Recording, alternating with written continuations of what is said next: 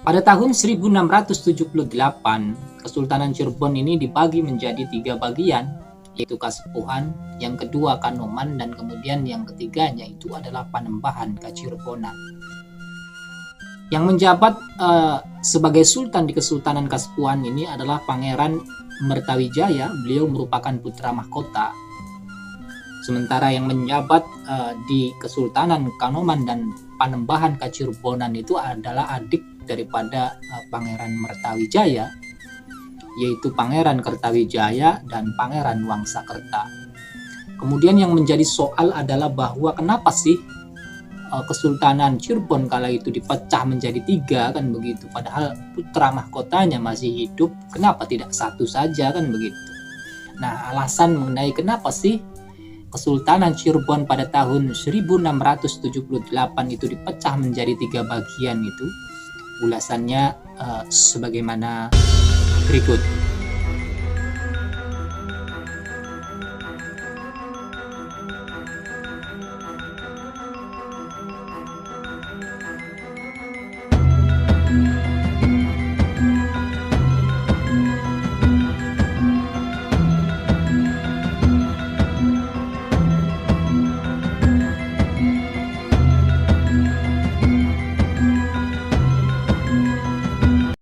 Dipecahnya Kesultanan Cirebon pada tahun 1678 ini, pemirsa, jika kita mengamati daripada referensi yang ada yang bertebaran, baik dalam buku-buku maupun jurnal-jurnal yang ada, ataupun tulisan-tulisan orang di blog-blog dan lain sebagainya, itu bahwa alasan utama dari pembagian Kesultanan Cirebon menjadi 3 bagian itu adalah pada dasarnya itu karena kebingungan daripada orang-orang Cirebon kala itu.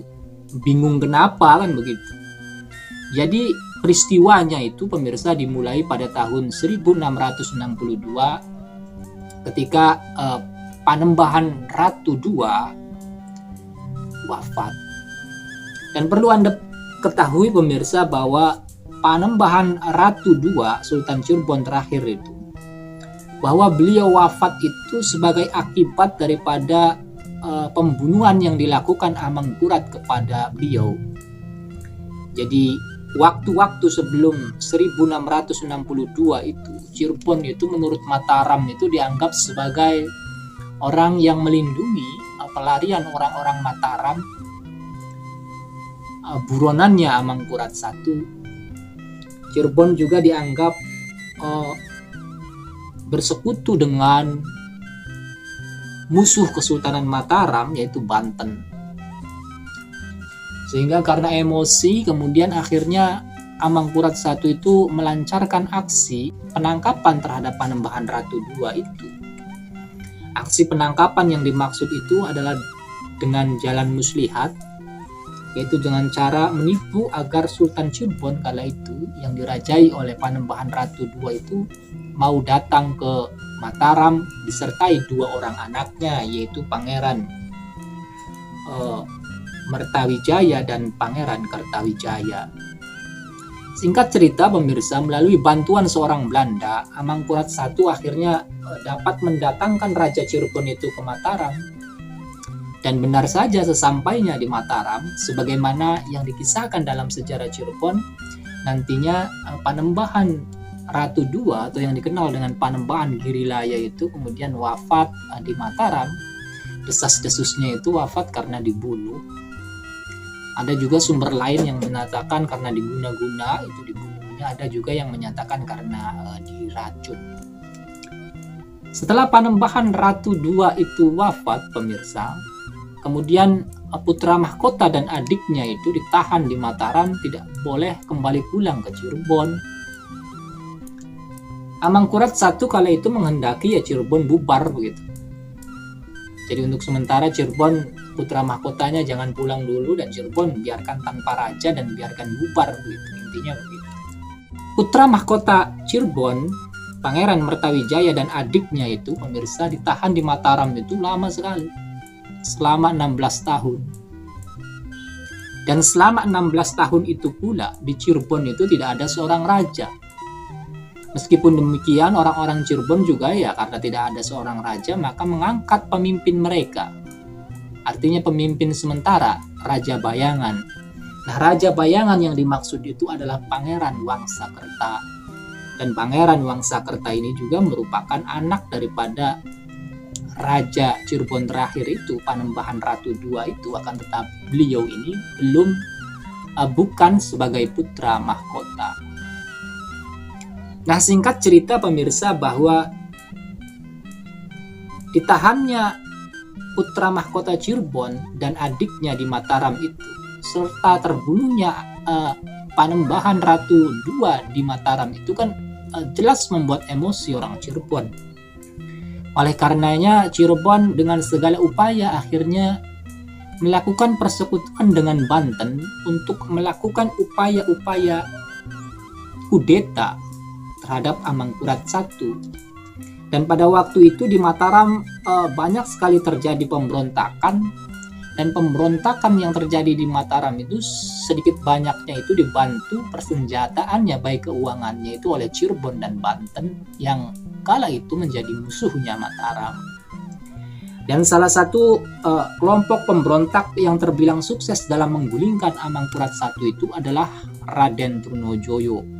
Dan Raden Trunojoyo ini oleh orang-orang Cirebon dan Banten itu dibiayai pemberontakannya. Bahkan dalam catatan itu orang-orang Banten dan Cirebon itu mengirimkan senjata begitu untuk pemberontak Trunojoyo. Dan pada akhirnya pemirsa, pemberontakan yang dilakukan Trunojoyo itu mampu merebut keraton Mataram waktu itu, sehingga menyebabkan Amangkurat I itu melarikan diri dari istana. Nah, tidak lama kemudian pemirsa, Amangkurat I ini nantinya kan wafat dalam pelarian.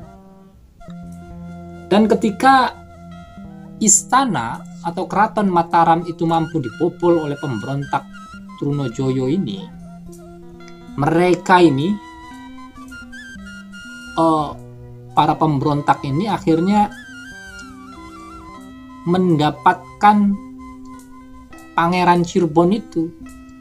Hanya saja pemirsa, sebagaimana yang tertulis dalam beberapa jurnal, Pangeran Trunojoyo itu kala itu hanya mendapatkan putra mahkota, Pangeran Mertawijaya itu. Dan Pangeran Mertawijaya itu diselamatkan ke Kediri, sementara adiknya itu, Pangeran Kertawijaya itu rupanya berhasil diselamatkan oleh orang Cirebon dan kemudian dibawa pulang ke Cirebon.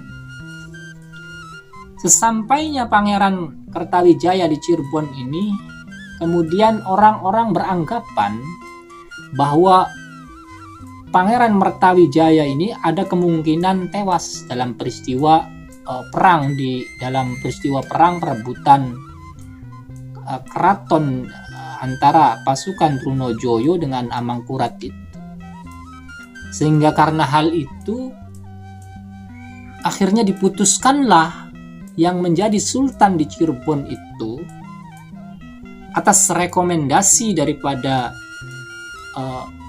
Sultan Ageng Tirtayasa dari Banten, bahwa yang menjadi sultan di Cirebon itu adalah Pangeran Kertawijaya, adiknya itu, meskipun beliau itu bukan sebagai putra mahkota. Kemudian diangkatlah Pangeran Kertawijaya itu menjadi sultan Cirebon. Akan tetapi rupanya pemirsa, tidak beberapa lama utusan daripada Pangeran Trunojoyo itu akhirnya mengantarkan Pangeran Mertawijaya itu pulang ke Cirebon.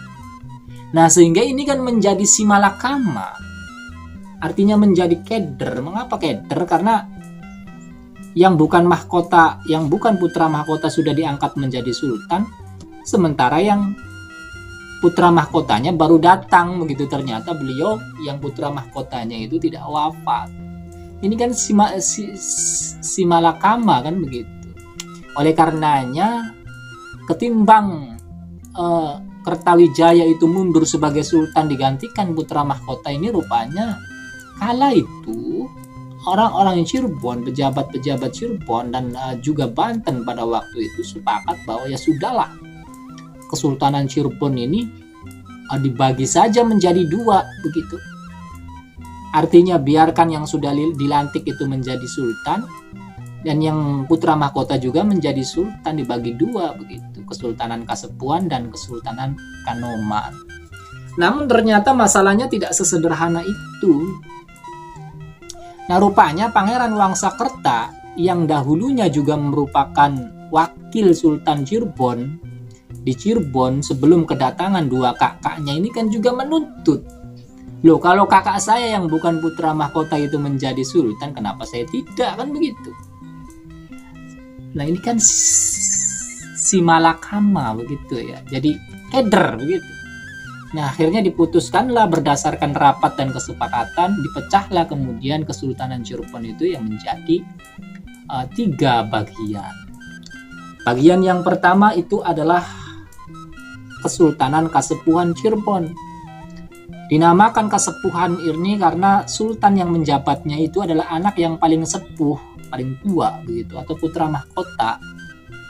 Kemudian yang kedua adalah Sultan Kanoman Cirebon.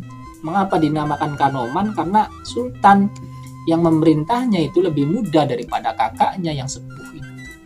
Dan kemudian Pangeran Wangsakerta itu diangkat menjadi Panembahan Kacirebonan, melanjutkan tahta sebelumnya. Karena sebelumnya ini kan Cirebon itu kan raja-rajanya itu disebut sebagai Panembahan.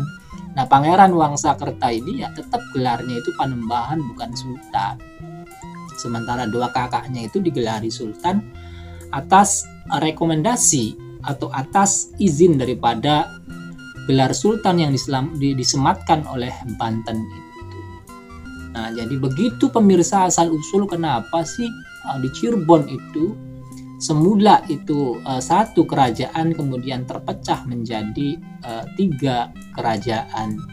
Namun yang perlu Anda catat pemirsa bahwa Sultan Sepuh atau Sultan Kesepuhan Pangeran Mertawijaya ini, beliau bertahta itu mewarisi keraton lama, ya keraton Kesepuhan yang sekarang itu merupakan keraton lama peninggalan Kesultanan Cirebon yang dulu.